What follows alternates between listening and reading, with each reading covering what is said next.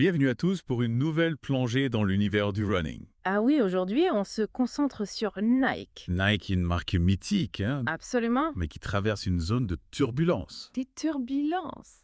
Accrochez-vous, on a du plein sur la planche. Ah oui, c'est le cas de le dire. Figurez-vous qu'Elliott Hill, qui a commencé comme simple stagiaire chez Nike, est maintenant propulsé PDG. Incroyable. C'est ça, une success story américaine. Exactement. Et le moins qu'on puisse dire, c'est que les investisseurs ont l'air plutôt optimistes. L'action a grimpé de 8% par l'annonce. Ouais, c'est un signe encourageant. La question qui se pose maintenant, c'est est-ce qu'un homme du sérail peut redynamiser un géant qui semble accuser le coup? C'est la question à 1 million de dollars. C'est une question fascinante. D'un côté, on a un nouveau PDG qui incarne la réussite à l'américaine. De l'autre, une marque qui est confrontée à des défis importants. Avant de se projeter sur l'avenir avec Elliott Hill, il faut comprendre ce qui s'est passé avec son prédécesseur, John Donahoe. Absolument, il faut remettre les choses dans leur contexte. Absolument. Donahoe a débuté son mandat en fanfare. Il a su naviguer la tempête du Covid et propulser les ventes en ligne. Résultat, l'action de Nike a plus que doublé en 2021. Ouais, c'était l'euphorie. Mais depuis, la roue a tourné. Oui, le vent a tourné. L'action a chuté de 24% cette année et les ventes ont baissé de 10% au dernier trimestre. C'est bien plus alarmant que ce que les analystes avaient prévu. Même les licenciements et les coupes budgétaires n'ont pas réussi à stopper l'hémorragie. Non, ça n'a pas suffi. Et ce qui est intéressant, c'est que ces difficultés ne se limitent pas aux chiffres sur un écran. Elles ont un impact direct sur nous, les consommateurs. Avez-vous remarqué des changements dans la disponibilité ou les prix des produits Nike ces derniers mois? Ah oui, absolument. On le voit en magasin, on le voit en ligne. Oui, tout à fait. On a tous ressenti ces fluctuations en magasin ou en ligne. Donahoe avait misé gros sur la vente directe aux consommateurs, coupant les ponts avec des géants comme Amazon et Foot Locker. C'est un pari risqué. Au début, cette stratégie a porté ses fruits, avec un chiffre d'affaires record de 51 milliards de dollars, mais en quittant les circuits de distribution traditionnels, Nike a ouvert un boulevard pour ses concurrents. Adidas, Puma et des marques montantes comme Brooks et Celebizect ont su en profiter pour gagner du terrain. Oui, elles ont bien joué le coup. Justement, ce virage stratégique vers la vente directe a dû impacter l'expérience d'achat des coureurs. Qu'est-ce qui a changé pour vous personnellement? Moi, j'ai l'impression que les prix ont augmenté sur certains produits. Oui, Et puis, l'accès aux modèles plus spécifiques est devenu plus compliqué. Avant, je pouvais facilement les trouver chez les revendeurs. Maintenant, je dois souvent passer par le site de Nike, ce qui implique des délais de livraison plus longs. C'est intéressant. D'autres marques ont-elles profité de ce changement pour se démarquer? Absolument. Des marques comme Oka, Brooks et Asics ont su saisir l'opportunité. Elles proposent des gammes de produits diversifiés et misent sur une approche plus proche des coureurs, avec des événements locaux, des partenariats avec des clubs et une présence active sur les réseaux sociaux. est-ce que ces marques plus petites ne ciblent pas des marchés de niche? C'est vrai qu'elles étaient souvent perçues comme des alternatives, Oui. mais elles ont su capitaliser sur l'évolution du marché. Le running est devenu plus qu'une simple pratique sportive, c'est un véritable style de vie. Les coureurs recherchent des marques qui partagent leurs valeurs, qui les accompagnent dans leur progression et qui leur offrent une expérience globale. C'est là que ces marques ont su se différencier. Revenons à Elliott Hill.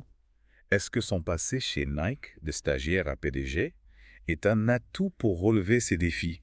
Ah, c'est un parcours atypique qui force le respect. C'est ça. Il se connaît la maison sur le bout des doigts, il a gravi les échelons un à un et il a même dirigé la division consommateurs et marché. Son salaire mirobolant de 27 millions de dollars témoigne de la confiance que Nike lui accorde. Exactement. Phil Knight, le cofondateur de Nike, a même exprimé son soutien publiquement, soulignant la connaissance profonde de Hill de la culture et de l'histoire de Nike. C'est un atout considérable, sans aucun doute. Mais la question reste entière. Est-ce suffisant pour relancer la machine Nike? C'est la grande question. C'est la grande question. On a parlé de retour aux sources, mais le monde du running a beaucoup évolué ces dernières années. Oui, c'est vrai. Nike semble avoir du mal à s'adapter à ce nouveau paysage.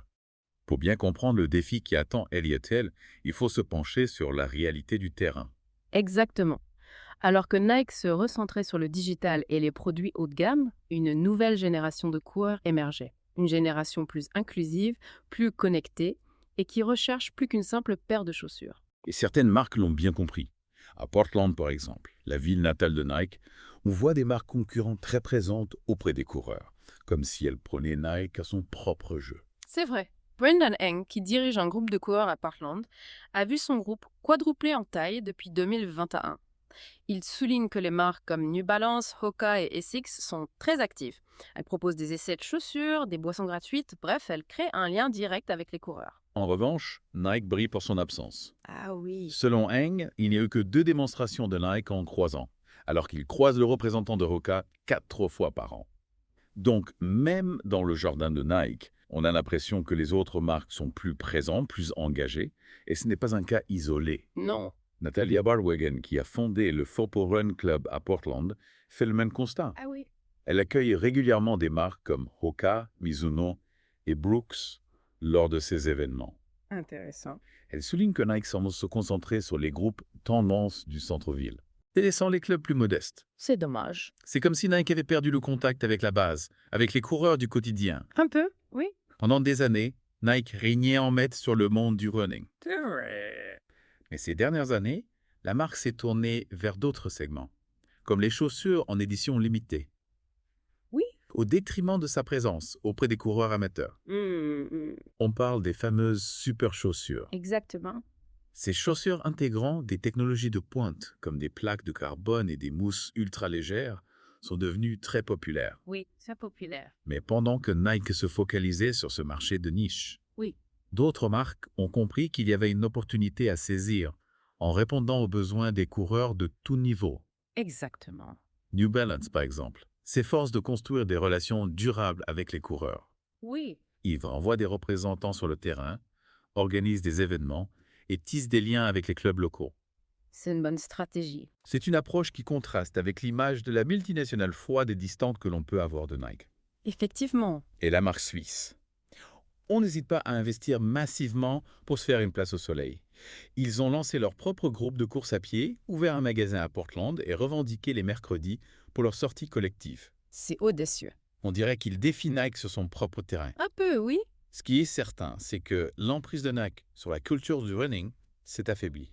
C'est indéniable. La marque a laissé un vide et ses concurrents l'ont bien compris. Oui, ils ont su en profiter. Si l'on se fie aux sources, Nike se retrouve donc dans une position délicate. D'un côté, un nouveau PDG qui incarne l'histoire de la marque. Et de l'autre, une concurrence féroce qui a su capitaliser sur les erreurs stratégiques de Nike. Absolument. Elle a du pain sur la planche. Oui, c'est le moins qu'on puisse dire. Il doit non seulement redresser la barre financière, Oui, mais aussi reconquérir le cœur des coureurs. tout à fait. Pensez-vous qu'il puisse réussir? C'est difficile à dire. C'est la grande question. Oui. Va-t-il opter pour un retour aux racines de Nike, en se concentrant sur l'innovation et la performance? C'est une possibilité. Ou va-t-il tenter de se réinventer pour séduire cette nouvelle génération de coureurs, plus axée sur le partage et l'expérience? C'est l'autre option. C'est un défi taille, d'autant plus que la concurrence ne lui laisse aucun répit. C'est vrai. On a parlé de Brooks, de Hoka, d'Asics, Oui. mais il ne faut pas oublier New Balance, qui mise sur une stratégie de long terme en tissant des liens solides avec les coureurs. Mais qui n'hésite pas à investir massivement pour se faire une place au soleil. Exactement. Oui, c'est impressionnant de voir comment ces marques ont su saisir leur chance. C'est vrai. Elles ont compris que le running a évolué. Oui. Ce n'est plus seulement une question de chaussures, c'est un véritable style de vie, une communauté, une tribu qui partage des valeurs communes. Tout à fait. Exactement. Les coureurs d'aujourd'hui recherchent une expérience globale. Oui. Ils veulent se sentir appartenir à quelque chose, partager leur passion avec d'autres. C'est ça. Et les marques qui ont compris cela ont une longueur d'avance. Absolument. Alors, quel avenir pour Nike? Est-ce que la marque va réussir à se réinventer et à reconquérir son trône? C'est la grande question. C'est difficile à prédire. Oui. Elliott a les cartes en main, mais il devra faire des choix audacieux. C'est sûr. S'il se contente de reproduire les recettes du passé, il risque de se faire distancer. Oui, le monde a changé.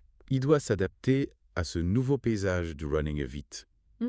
D'ailleurs, on a beaucoup parlé de Portland, mais cette tendance se retrouve partout dans le monde. Ah oui? Avez-vous constaté des changements similaires dans votre région? Oui, absolument. Les clubs de running se multiplient, les événements se diversifient et on voit de plus en plus de marques investir dans ces communautés. C'est une bonne chose. C'est passionnant de voir cette évolution.